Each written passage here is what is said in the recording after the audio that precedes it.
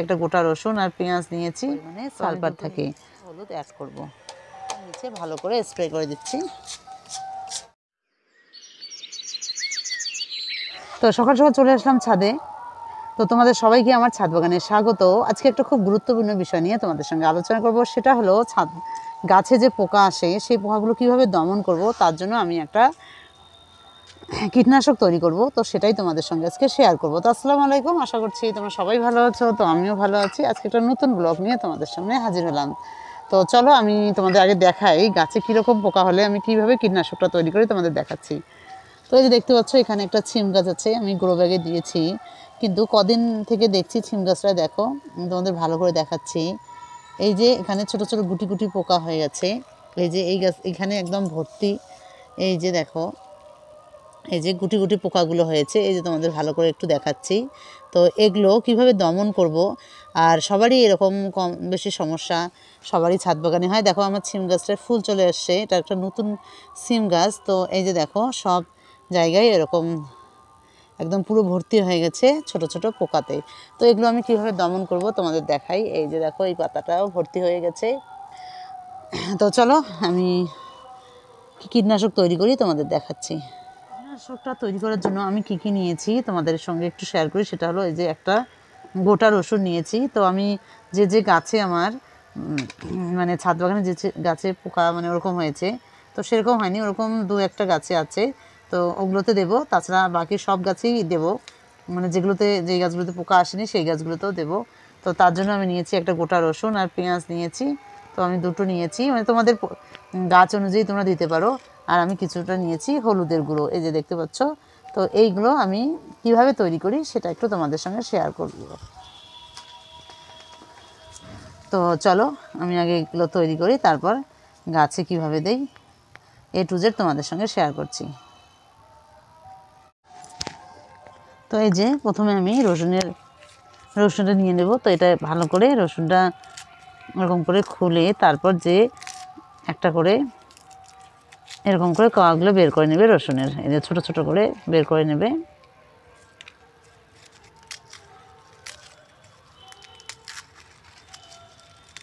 তো এরকম করে আমি বের করে নিলাম।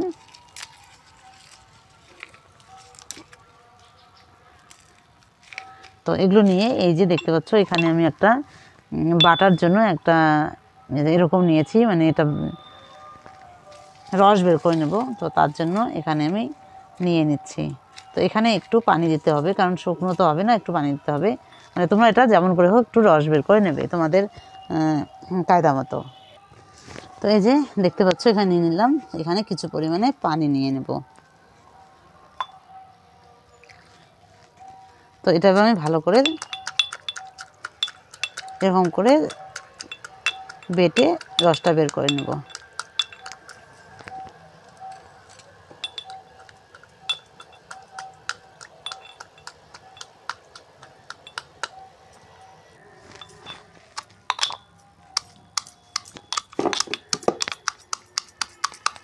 তো এই যে আমি ভালো করে বেটে একটু ভালো রসটা বের করে নেব।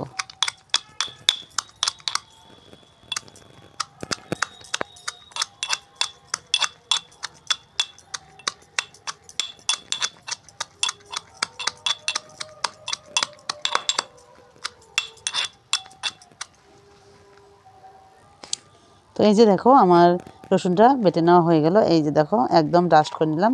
তো এটা থেকে দেখো এবার এই যে কত সুন্দর মানে রসটা বেরিয়ে যাবে। তো চলো এটা এবার নামিয়ে নিচ্ছি।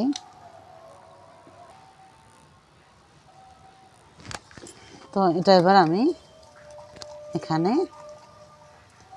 নামিয়ে নিয়ে এই যে এরকম একটা কন্টেনারে রেখে দিলাম।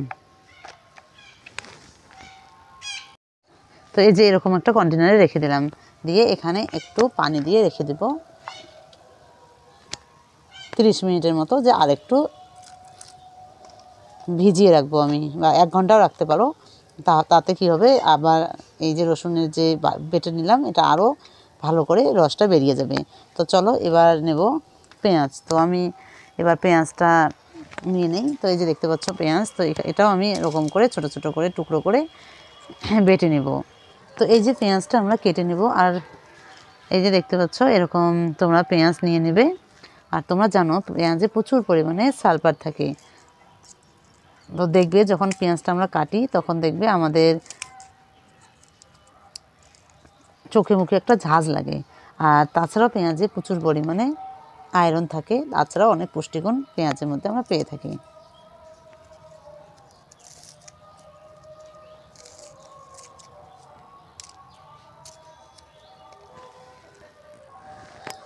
তো এই যে পেঁয়াজগুলো দেখো এরকম করে তোমরা ছোট ছোট করে কেটে নেবে।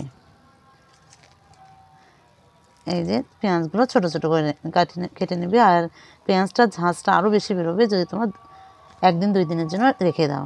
তো আমি আজকে রেখে দেবো না, আমি 1 ঘন্টার মতো রেখে দেবো এই পেঁয়াজটা।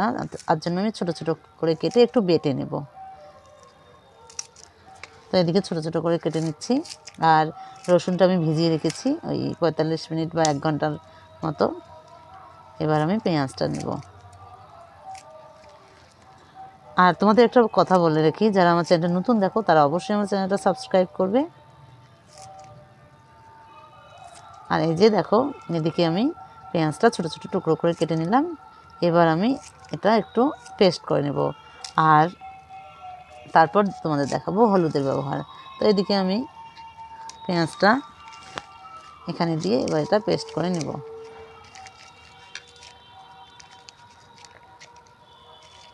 তো এই যে পেঁয়াজটা এবার একটু পেস্ট করে নেই। রসুন যেভাবে করে নিয়েছি সেমভাবেই পেঁয়াজটাও করে নেব।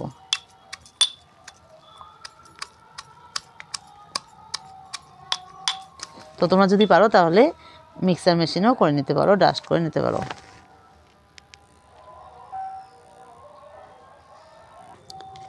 তো এই যে দেখাচ্ছি তোমাদের ভালো করে, আমি যে পেঁয়াজটা আছে ওটাও একদম সুন্দর করে ডাস্ট করে নিলাম। তো এটাও আমি এই যে রসুনটা ভিজিয়ে রেখেছি এখানে আমি রেখে দেবো 1 ঘন্টার জন্য। তো এই যে দুটোই একসঙ্গে রেখে দিলাম, দিয়ে একটু পানি দিয়ে রেখে দেব 1 ঘন্টার জন্য। তো একটু ভালো করে নেড়ে চেড়ে নিচ্ছি।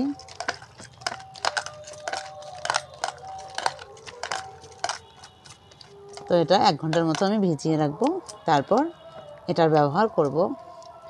তো চলো 1 ঘন্টা পরে আমি আসি, তারপর আমি এই হলুদের সঙ্গে এটা কিভাবে মিক্সড করে আমার এই যেই গাছে তোমাদের দেখালাম পোকা হয়েছে ওই গাছে কীভাবে ব্যবহার করি তোমাদের দেখাচ্ছি।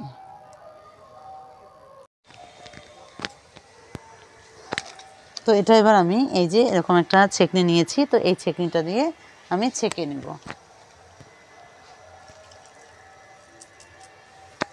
তো এই যে এখানে একদম ভালো করে এবার এই যে দ্রবণটা বানিয়েছি এটা এবার ভালো করে ছেঁকে নেব। তো এটা একটা খুব সুন্দর ফার্টিলাইজার তৈরি হলো।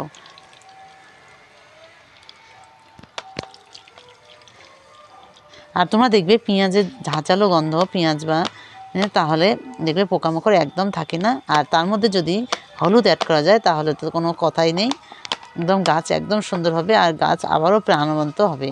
তো তোমরা অবশ্যই তোমাদের ছাদ বাগানে এটা ব্যবহার করবে। আর যদি তোমাদের গাছে খুব পোকা হয়ে থাকে তাহলে 7 দিন অন্তর অন্তর এটা ব্যবহার করবে, তাহলে দেখবে একদম পোকামাকড় কিচ্ছু থাকবে না তোমাদের গাছে। তো এটা আমি ভালো করে একদম ছেঁকে নিলাম যাতে সব পুষ্টিগুণ বেরিয়ে যায়। তো এটা একটা দারুণ ফার্টিলাইজার তৈরি হলো আমার ছাদ বাগানের গাছের জন্য।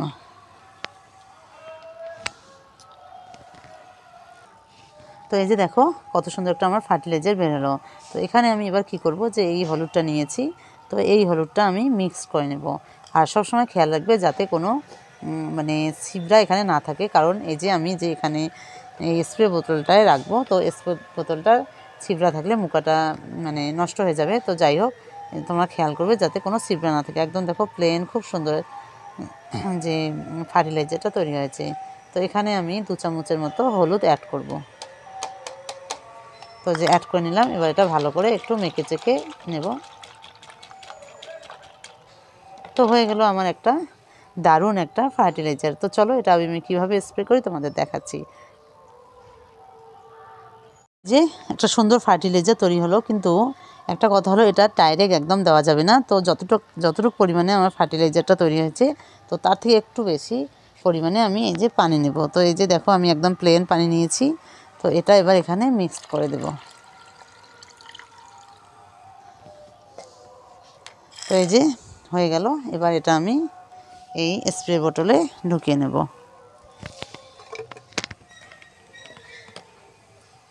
তো এই ফার্টিলাইজারটা আমি স্প্রে বোতলে ঢুকিয়ে নিচ্ছি, নিয়ে তারপর আমি গাছে কিভাবে দেই তোমাদের দেখাচ্ছি।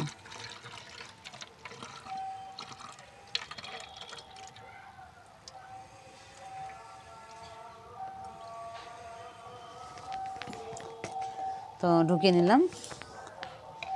তো চলো আমি এবার গাছে কিভাবে ব্যবহার করি তোমাদের দেখাচ্ছি।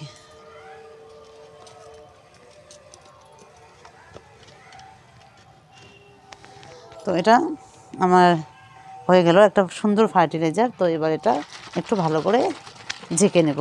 তো চলো এবার আমি গাছে কিভাবে দেই তোমাদের দেখাচ্ছি। দেখতে পাচ্ছ এই যে দেখো কত সাদা সাদা পোকা একদম ভর্তি হয়ে গেছে আমার সিম গাছটা, মানে সিম গাছটা আর বড়ই হতে দিচ্ছে না। তো এই যে দেখো পুরো ফুল চলে এসছে কিন্তু ভর্তি একদম পোকা দিয়ে ভর্তি হয়ে গেছে। তো এই যে দেখো সাদা পোকাগুলো এই যে দেখো ভর্তি হয়ে গেছে। তো এটা এবার আমি কিভাবে দেই তোমাদের দেখাই। এই দেখো পাতা একদম ভর্তি হয়ে গেছে আমার সিম গাছে সাদা পোকা দিয়ে একদম ভর্তি হয়ে গেছে। তো যাই হোক, এটা এবার আমি ভালো করে স্প্রে করে দেব। আর তোমরা স্প্রে করে দেওয়ার সময় একদম দেখবে যাতে পাতার একদম পাতার যেন কোনো অংশ বাদ না পড়ে সেদিকে খেয়াল করবে। এই যে এরকম করে একদম তোমার পাতার ভিতরে নিচে মানে যত যেই দিকে আছে গাছের যেন কোনো অংশই বাদ না যায় এই ফার্টিলাইজারটা। এরকম তোমরা 7 দিন অন্তর কয়েকবার ব্যবহার করো, তাহলে দেখবে একদম গাছে একটা পোকাও থাকবে না, আর গাছটাও একদম প্রাণবন্ত হবে, আবার নতুন করে সুন্দর হয়ে যাবে। তো আমি এই যে দেখো একদম উপর নিচে ভালো করে স্প্রে করে দিচ্ছি। পেঁয়াজের যে ঝাঁজটা আছে এটা একদম পোকা সহ্য করতে পারে না। তো এই যে দেখো, তো এরকম করে দিলে একদম পোকা থাকে না। তো তোমাদের আজকে একটা খুব সুন্দর একটা জিনিস দেখালাম। তো তোমাদের কেমন লাগলো অবশ্যই কমেন্ট করে জানাবে। আর তোমরা অবশ্যই তোমাদের ছাদ বাগানে এরকম পোকা থাকলে অবশ্যই তোমরা এরকম করে স্প্রে করে দেবে, তারপর দেখবে গাছে একদম পোকা থাকবে না।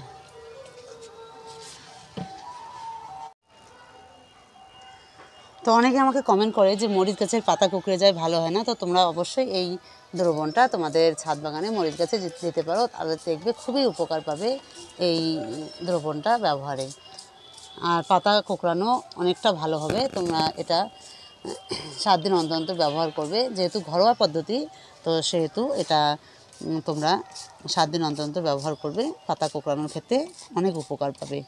তো এই যে দেখো আমি সব গাছেই দিচ্ছি, মানে যে গাছগুলো এখনও আমার কিছু পোকামাকড় আসেনি তাও আমি দিচ্ছি প্রোটেকশনের জন্য। তো তোমাদের কেমন লাগলো অবশ্যই কমেন্ট করে জানাবে। তো আজকের ভিডিওটা এখানেই শেষ করছি। তোমরা সবাই ভালো থেকো, সুস্থ থেকো, আর তোমাদের সঙ্গে নেক্সট ভিডিও দেখা হবে। আজকে এখানেই শেষ করলাম। তো তোমরা অবশ্যই তোমার এই ফার্টিলাইজারটা তোমাদের ছাদ বাগানে ব্যবহার করবে।